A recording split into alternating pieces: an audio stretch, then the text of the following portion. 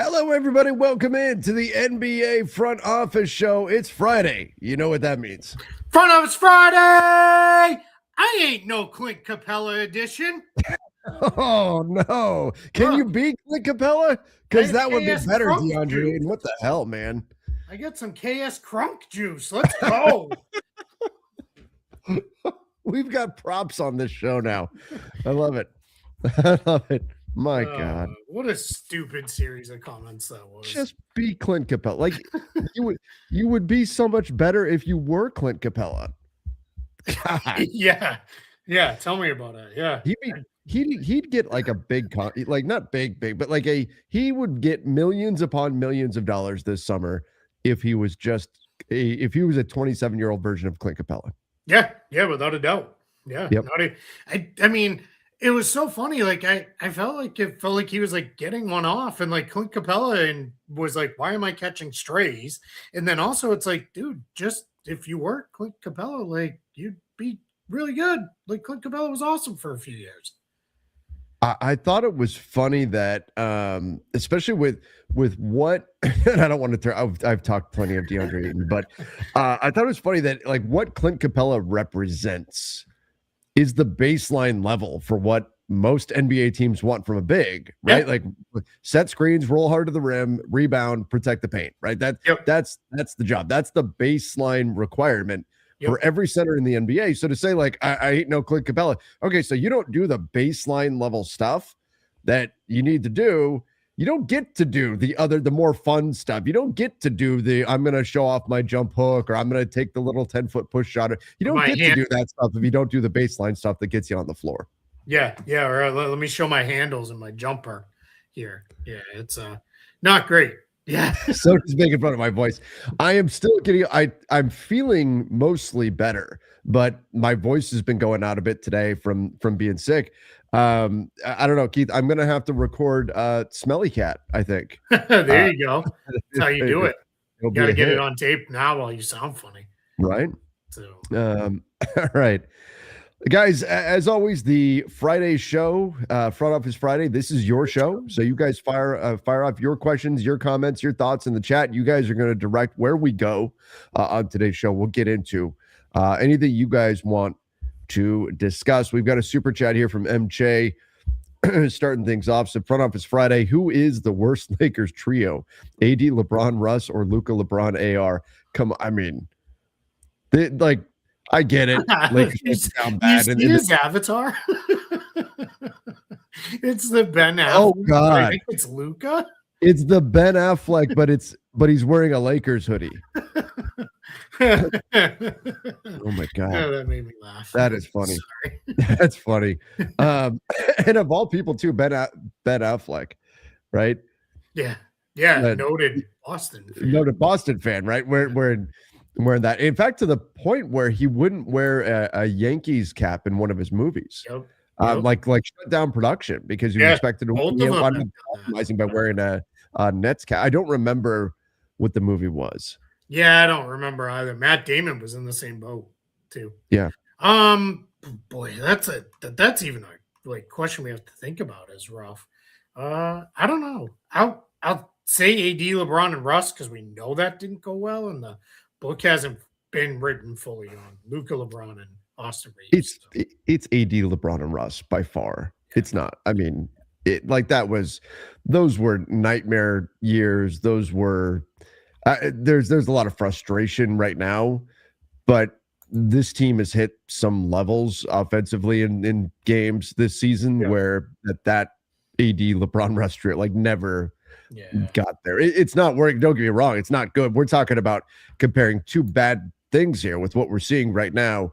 But AD, LeBron, Russ was a disaster. Nowhere compared to where they're at right now. No, yeah, it's not. Yeah, I mean, that was really bad. Yeah. So. All right, let's go here. Even with the Kawhi-focused punishment, is there still a chance Bomber can be suspended or forced to clean the 50-plus toilets at a tour? I think there's more than 50, isn't there? Yeah, there's 1,400 toilets. Yeah, I was going to say, it's got to be more than 50. Bomber probably has 50 toilets in his house. Never mind in his arena. Yeah, right. Yeah. Anyway, so is it possible? But yeah, it's still possible. We don't even know if it's going to be that. That's just the rumor is that it's going to be more Kawhi focused. But sure, I mean, there could still be a suspension. There could be Yeah. the other things that could still happen. I think all of that is still possible.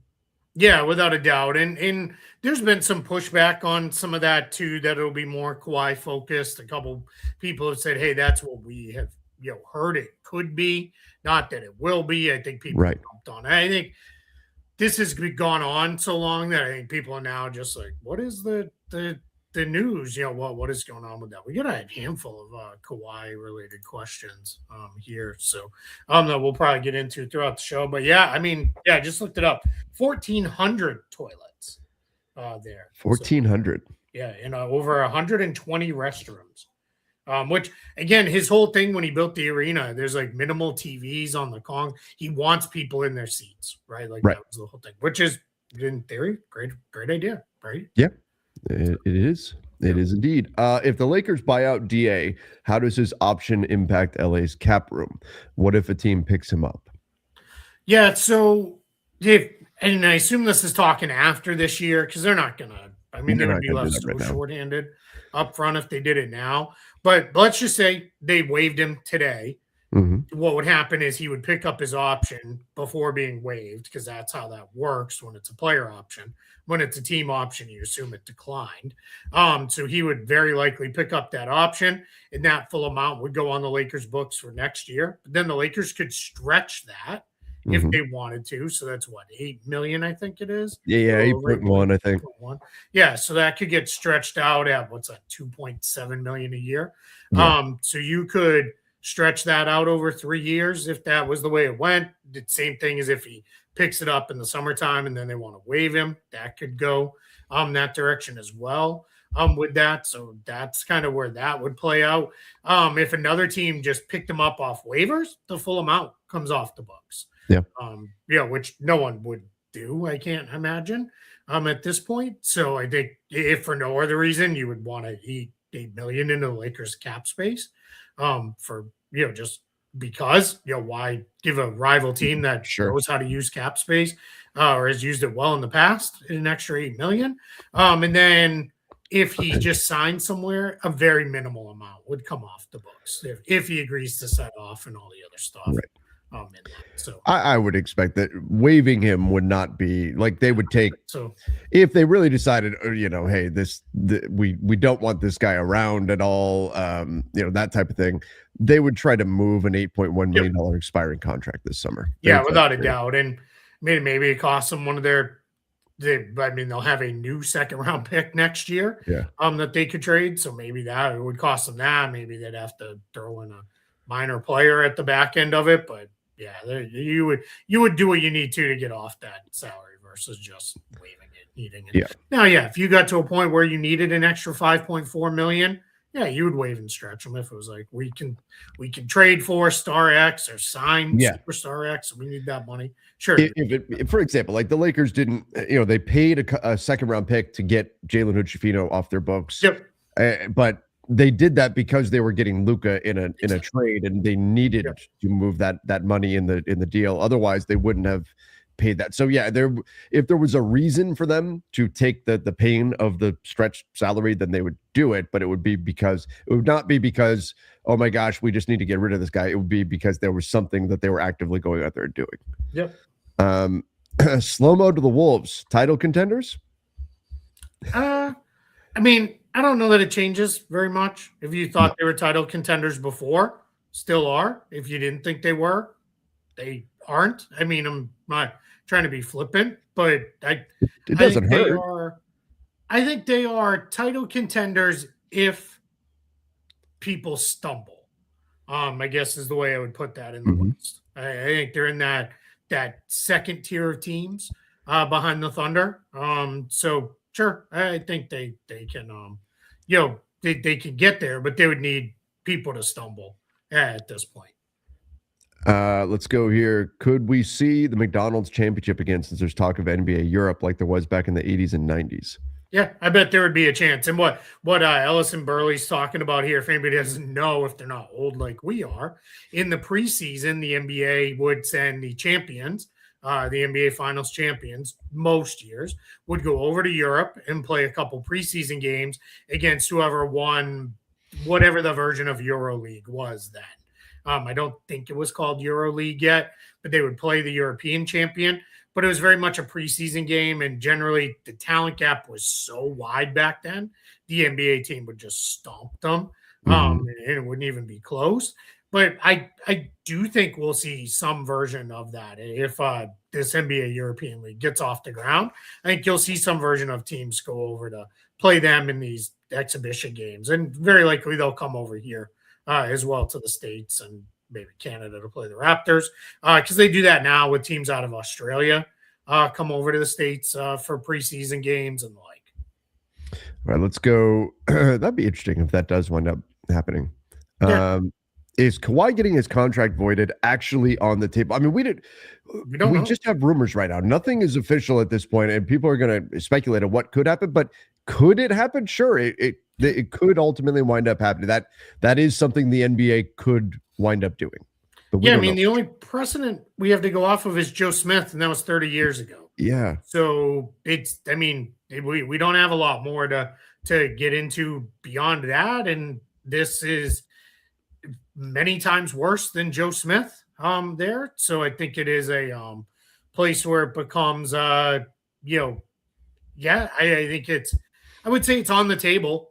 How likely it is, who knows? That's how I would answer that. Right. Yeah. I think Keith, I think you've been spot on with when you've been talking about that Kawhi should not, whether it's his contract gets voided or not, this should not be a punishment all on the Clippers. Yep. Kawhi has responsibility in the situation as well.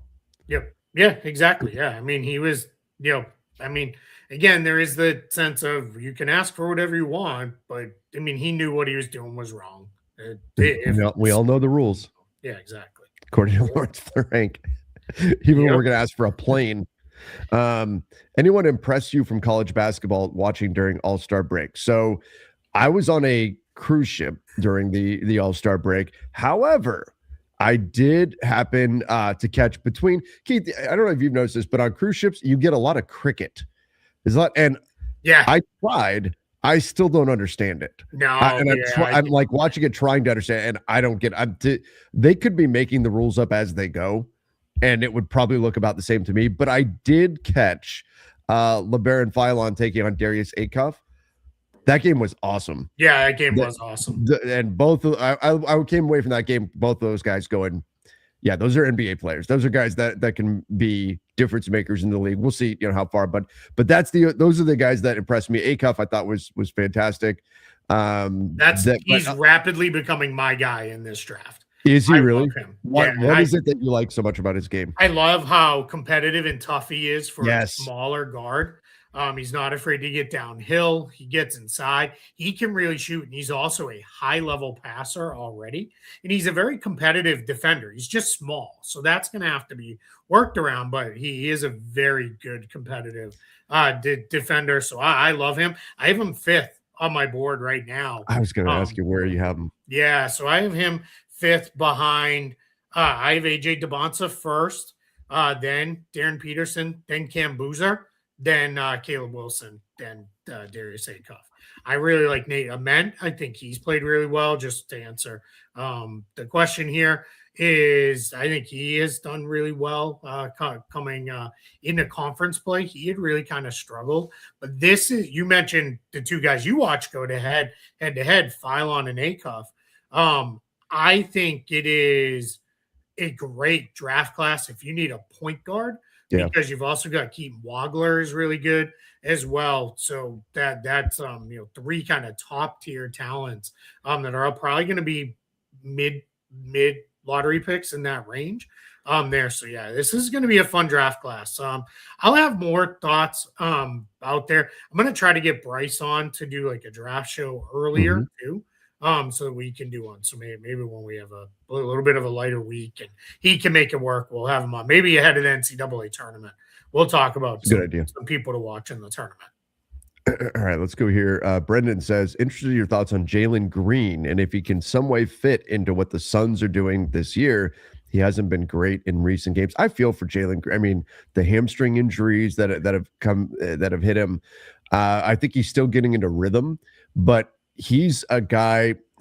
Kind of is what he is in that he'll either be awesome or he'll be awful, right? There's not a lot in between with him because he could shoot you into a game, but he could also shoot you out of games. I think better days are ahead, and he is one of the most fun players when he's on a heater, but he could be frustrating too when he's not, and he's not shot the ball particularly well lately. So I would say just be patient with him because those heater performances I think are coming.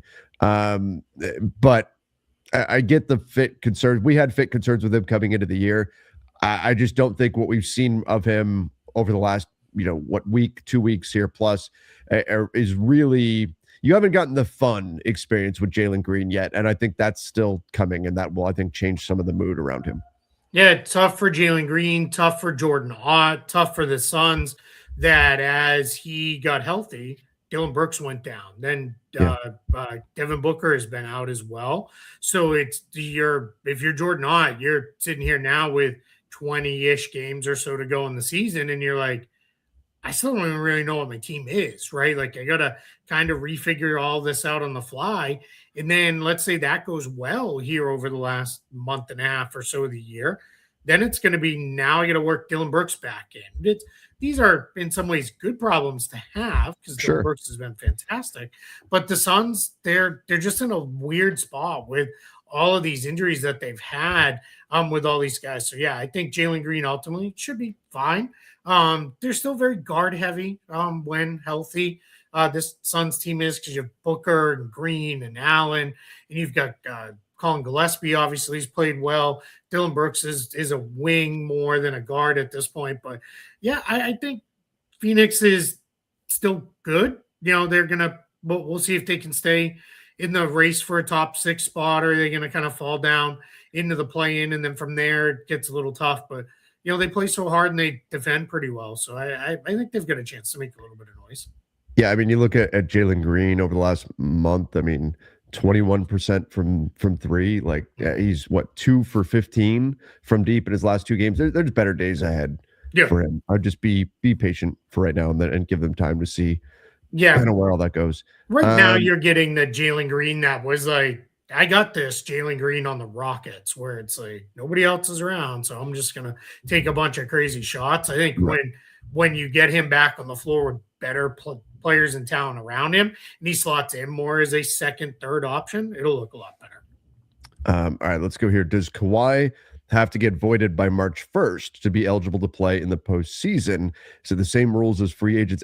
Keith, I could see if Kawhi's contract's going to get voided, I could see that coming with a suspension for the rest of the season. Agreed. Yeah, I think if they void his contract, at the very least, they're going to say you can't play the rest of this year. Right. I would be very surprised because they're not going to want to get into a position where then they have to negotiate with the players union. Because I don't know how a voided contract works as far as the March 1st and what that rule is, which is Sunday. If guys aren't waived by Sunday, they're not eligible to play in the playoffs. Again, reminder, people are going to get tired of me saying this.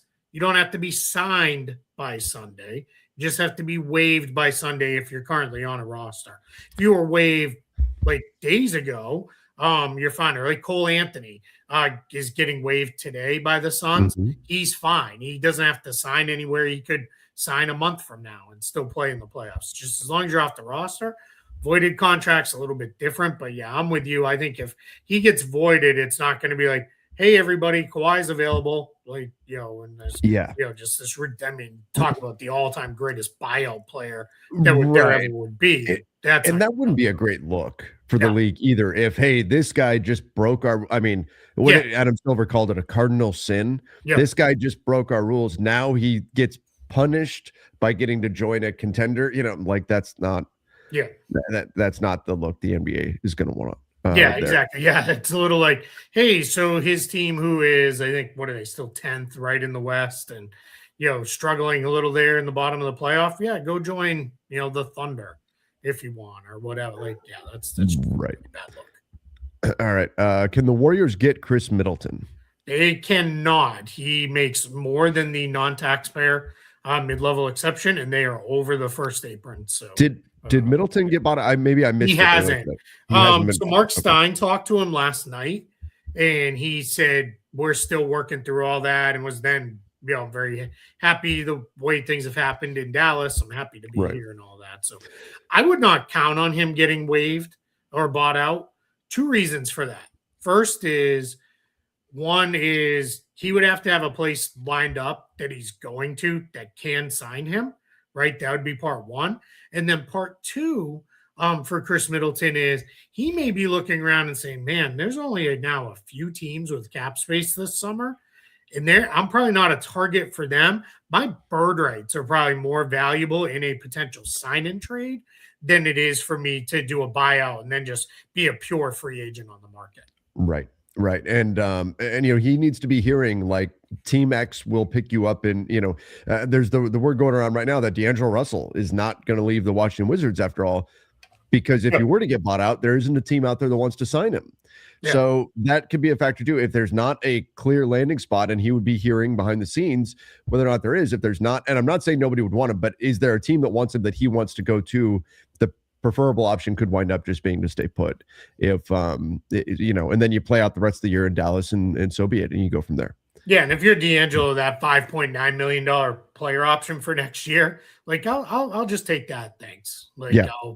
Cause he's not going to get that kind of, he's looking at minimums next time around. He's barely played this entire season.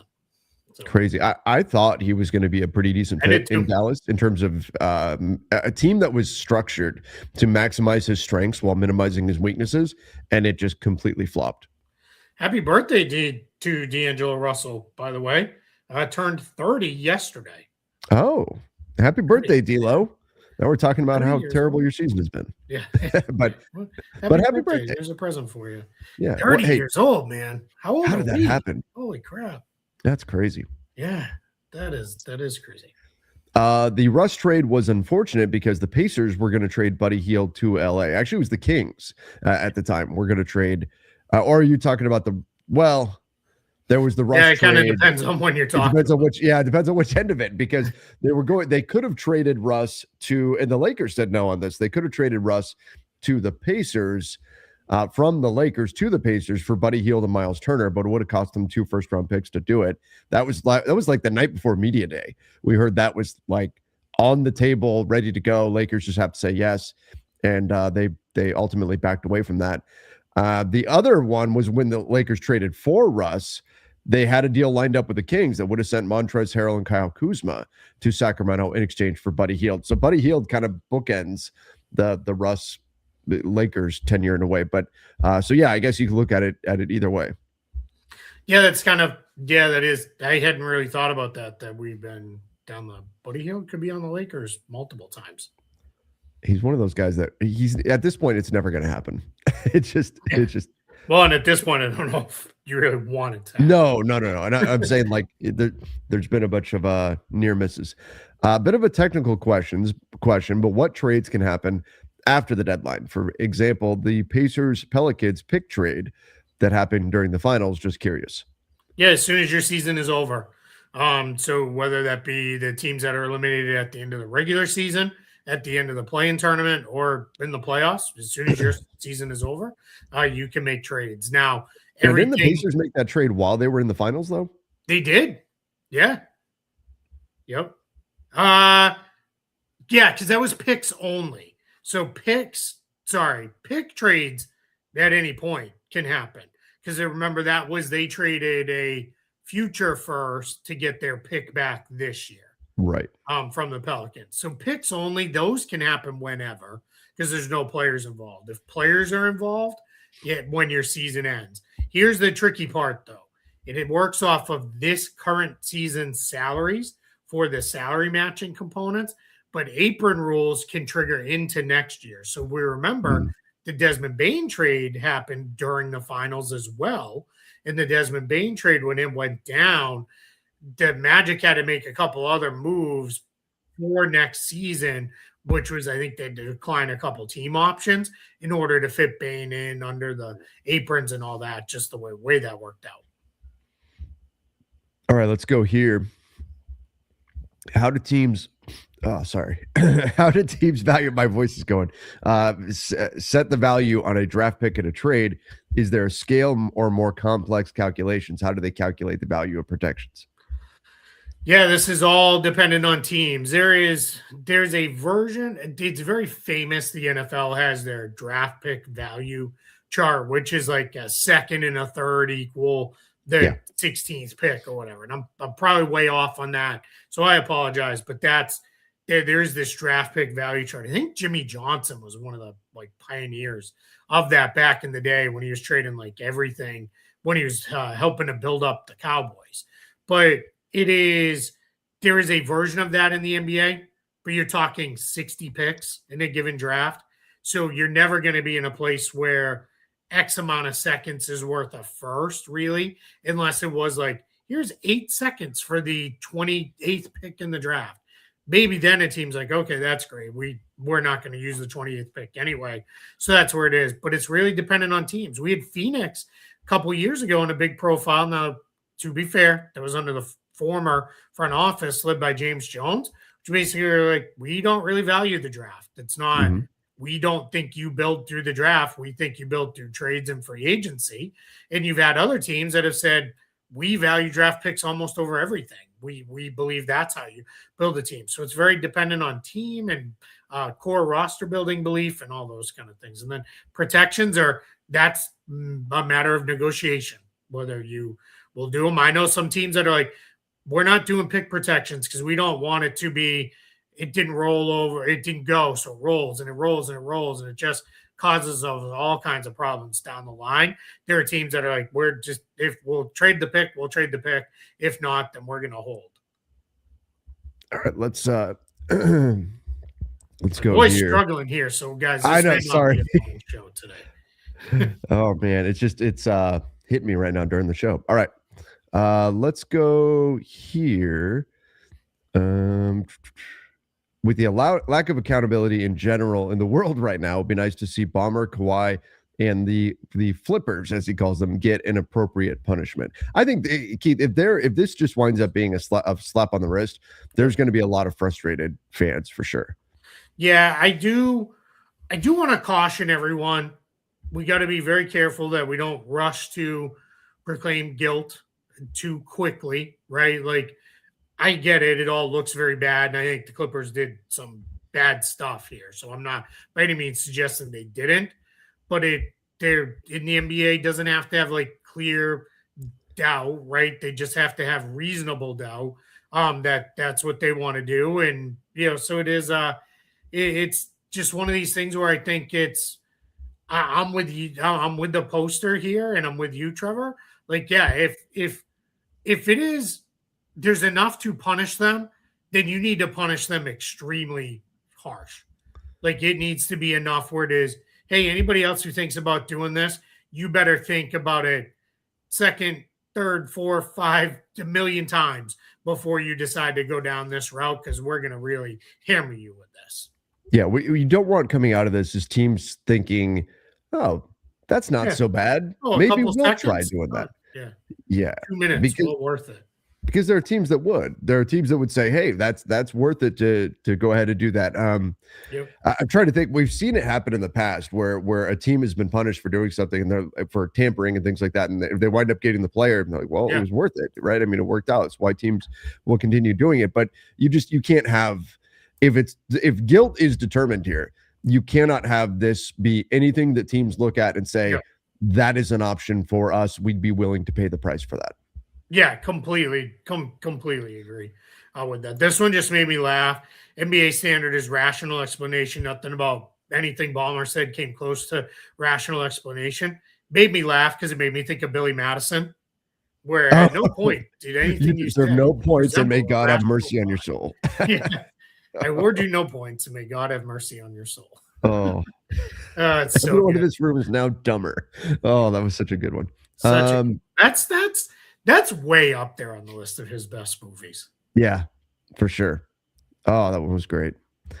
All right, let's go here.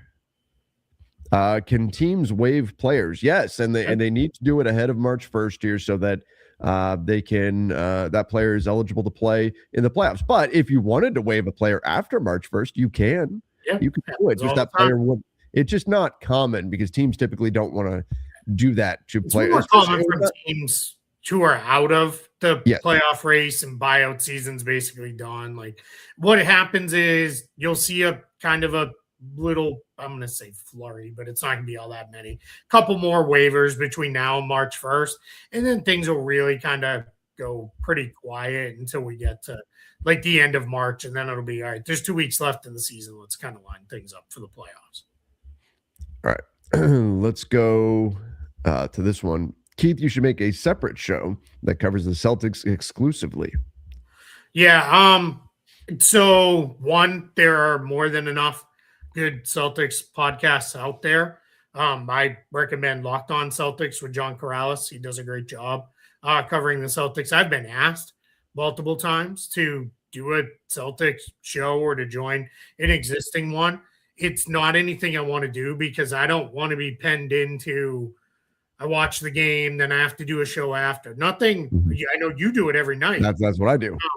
But like, I don't want to do that. I want to then be able to Celtics game ended, and I go on to the next game and watch whatever was next. Especially East Coast, I go into whatever the West Coast games are and watch those at night. It's not what I want to do right now. I'm not going to say never with that, but it's just not what I want to do right now.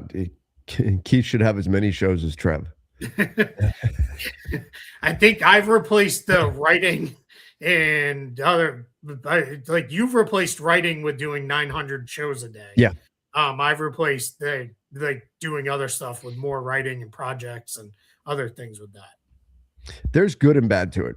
There's good and bad to it. There's times where it can be hard keeping up with with everything, but I also like being able to talk about a lot of different things and get into a number of different topics and not just be focused on on one team. So that it's nice to be able to kind of spread my wings a little bit and talk about things around the league, but it does get to be a lot at times. And there's every once in a while, I don't know if you do this too, but every once in a while I'll be like, man, I should watch a game right now, but I need like a palate cleanse from basketball. I'm gonna take tonight and I'm gonna watch a movie. I put on Wedding Crashers last night after the game. I'm like, I should go and watch some other games.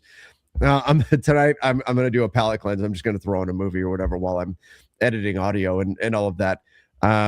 Because there are times where we're so engrossed in the NBA world. Every once in a while, it's nice to kind of step outside of that for a moment.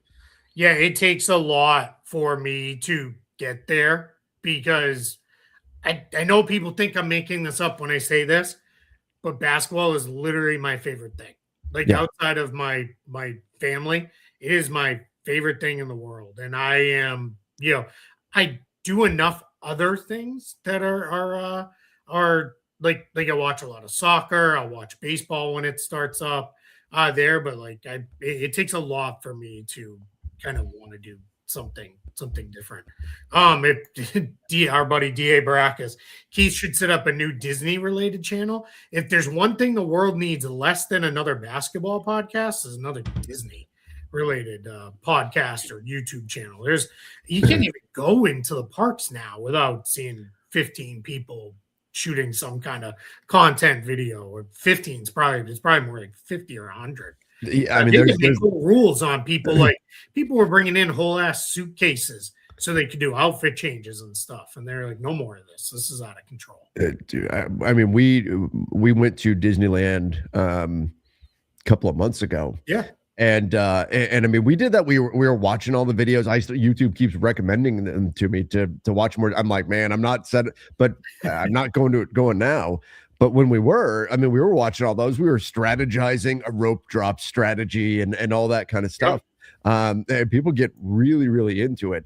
But there are a lot of those out there. That said, if for whatever reason at some point you and I were sick of basketball, we could have a pretty sick Disney thing where we could strategize inside the parks, and with all your behind the scenes knowledge and stuff like that, we could turn that in. But there is no way, like we don't have anywhere close to the time to even think about doing anything like that right now. Yeah, I will also be very upfront. A member of the Smith family still draws a paycheck from the company, so They probably wouldn't be too happy about I that. need to be extremely careful of doing anything like that. We'll just leave it there. Yeah, for sure. For sure. Flippy's car is green. Drew the duck blue because I've never seen a blue duck before. Oh man. Yeah, Obama on another 10-day. Yep, with the Jazz. O'Doyle rules. O'Doyle rules. All right, let's go here. Banana peels. Why does everyone talk about the Kawhi situation like he's 100% guilty? At this point, if they're found innocent, no punishment. Casuals will think the NBA is trying to sweep it under the rug. I think there's a couple reasons, and that's most of the, I guess, evidence against the Clippers, or to suggest that the Clippers did something wrong in this situation, has been very, very public. There are two sides to every story. But also, when Steve Ballmer went on TV to refute everything and explain his side, it really didn't. He really didn't give anybody a lot of ammunition to fall back on. Aside from a lot of, I don't know what happened. I don't know where things went. Whatever the defense is from the Clippers right now, we don't know what that is. Right? It's just kind of out there. There's no definitive thing to really point to, whereas there's a lot of things that we could say, oh, well, look at this reporting, look at this and this and this, that would suggest that something wrong did happen.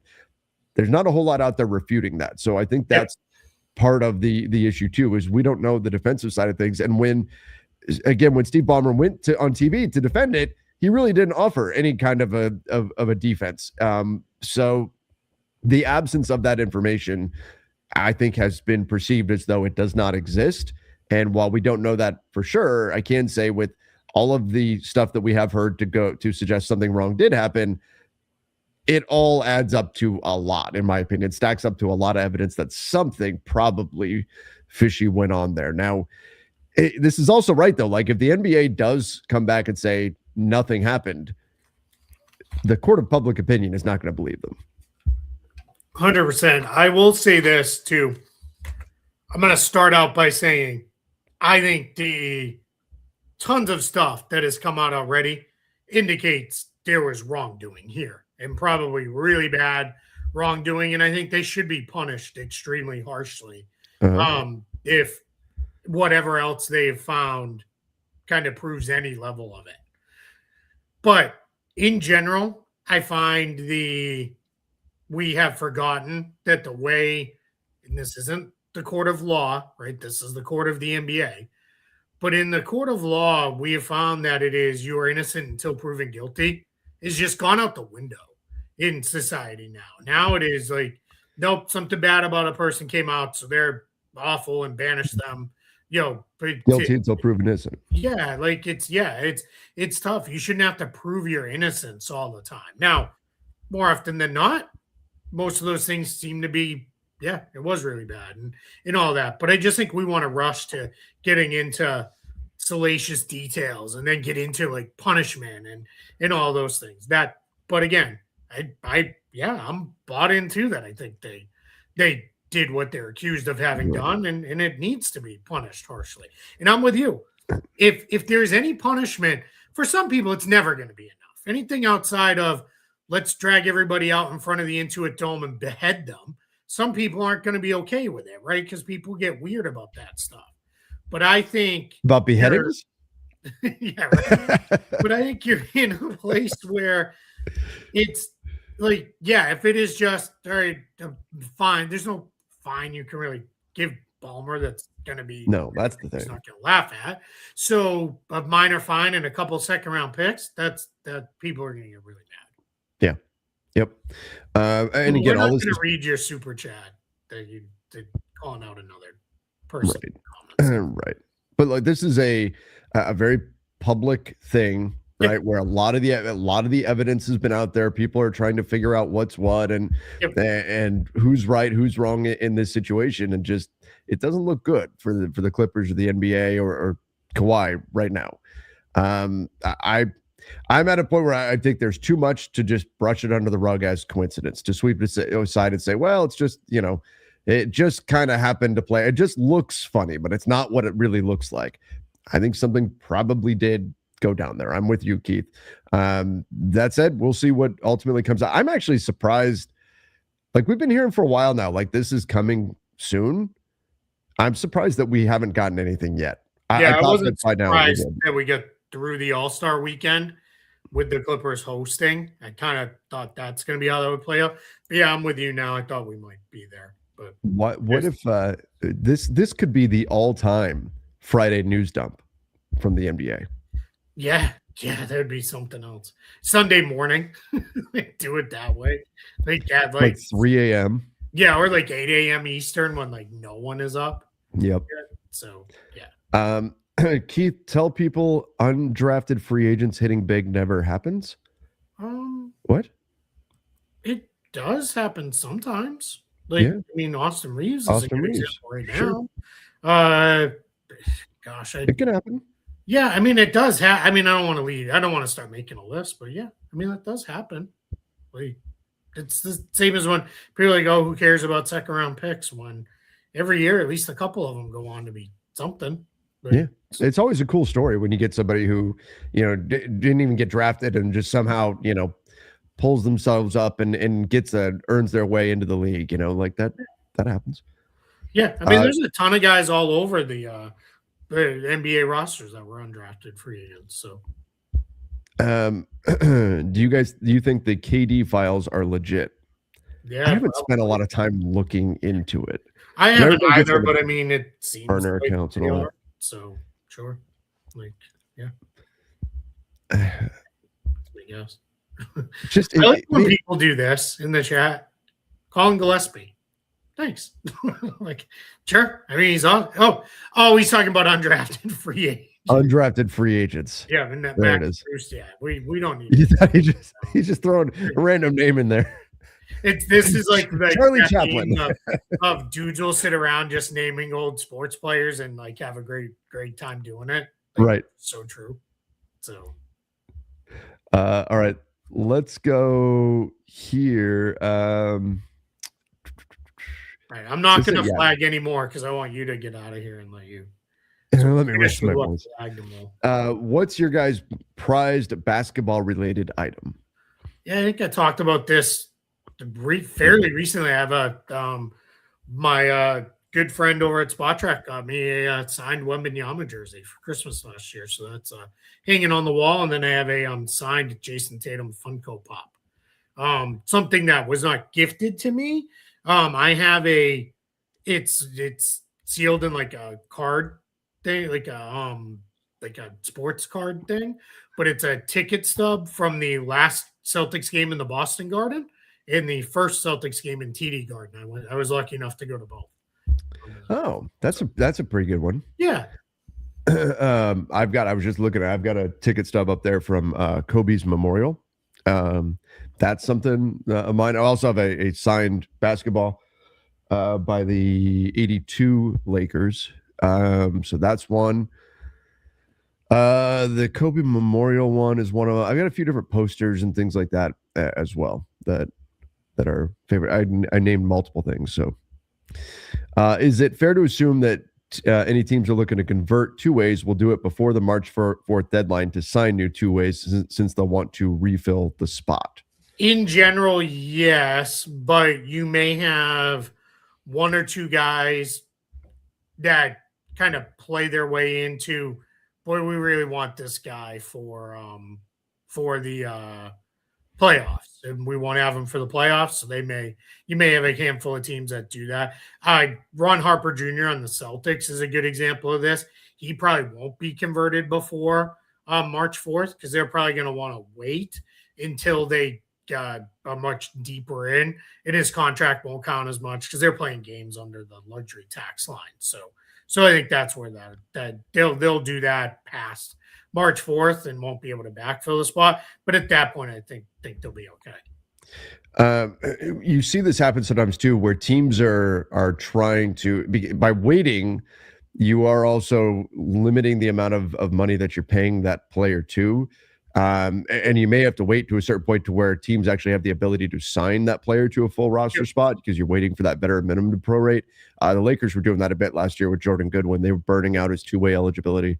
And that's what's going on with Harper in the Celtics right now. So yep.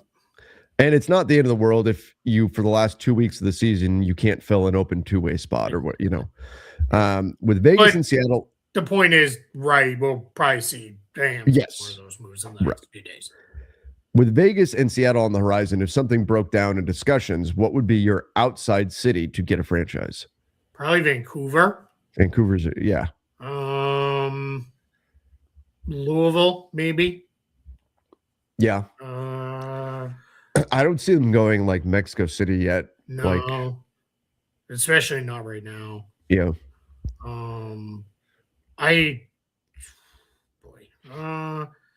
There's been some Montreal buzz recently, which has been kind of interesting. Everybody says Kansas City and St. Louis, but those I was going to say Kansas City. Those cities haven't put things forward as much as like Vancouver has, as has Louisville. Louisville is like pushing. They want a team badly. Yeah. So let's go here. What's going to happen with Russell Westbrook and DeMar DeRozan? Probably nothing. Yeah, do they get bought out? Man, I don't think so. Especially if you're Sacramento, you're looking at like DeMar DeRozan would be dead money on your books for next year if you buy him out. What is it, $10 million guaranteed, I believe, for DDR? Yeah, you'd rather just try to trade him. Yeah. So people always throw San Diego in there. If the Clippers and Lakers are ever going to be aligned on anything, it'll be that San Diego doesn't get a team. Yeah. They're not going to want to give up that kind of stranglehold they have on Southern California. Can teams buy out a player with multiple years, or do they have to waive in that case? Unclear why teams wouldn't just buy out contracts instead of waive. Well, I'll answer the last part first. You can't just buy out. Buyout is an agreement. The player has to agree to that. Player has to agree. So the only difference between buyout and a waiver is in a buyout, the player is giving more money. They're giving money back. And some players are like, no, I'm not giving money back. So too bad. And then in a waiver, but yeah, you can buy out multiple years left. It's happened before. Yeah. It can happen. It has happened. In general, teams don't like to do it. Teams, if you're gonna have a player who's a true buyout candidate, typically, and I say this a lot, but you need 3 ingredients. You need a veteran player on a bad team that's on an expiring contract. There are exceptions to that, but those are typically the conditions that you see for a buyout. I think Blake Griffin was bought out with like 2 years left on his contract, but he gave back a good chunk of money in that buyout. Now, he went to the Nets. It was like completely slipping my mind where he went to, and it was to the Nets. All right. That's the last of our just Vancouver. Why would it work this time when it didn't work before? They're better set up this time around. Players aren't as like Vancouver, where is that? Like, I don't want to go there. Vancouver's an awesome city. It's really, really pretty over there. With that, so yeah, I think there's a chance. They're on the shore on the list, but they'd rather go just this side of the border into Seattle instead. Seattle and Las Vegas would really have to kind of screw something up at this point here. And then I'll just answer this one real quick. What NBA stadium do you wish to go to next? It'll be the answer until I finally get there. I want to go to Indiana. I want to go to the Field House. Oh, that'd be a good one. Yeah, it just seems really cool. It was built for basketball. It wasn't built to host other stuff, and then they put basketball in it. Like, it was really built for basketball. So like I'm like anytime you're doing that, it would be pretty cool. I would like to see Intuit Dome too, because it does sound pretty cool the setup there. So but yeah, I'm not there's basketball arenas don't hold like the charm of like baseball fields do. Like and it's not, at some point they all start to kind of look a little the same because baseball fields have their own unique features, right? You have dimensions, like you have the green monster. Yeah. So Why? Why can't they make a team from Connecticut or Maine or something? Because I'm from New England. There's a team in Boston. Well, what There are you we go. talking about? You're good. Yeah, and the Celtics would not want teams in Connecticut or Maine. Again, teams want to keep as much of the territory. It's why the Knicks fought so hard on the Nets moving. Yeah. Because they didn't want, even though they didn't move all that far. I mean, look at the NBA map. It's all like there's a bunch of East Coast teams. Yeah.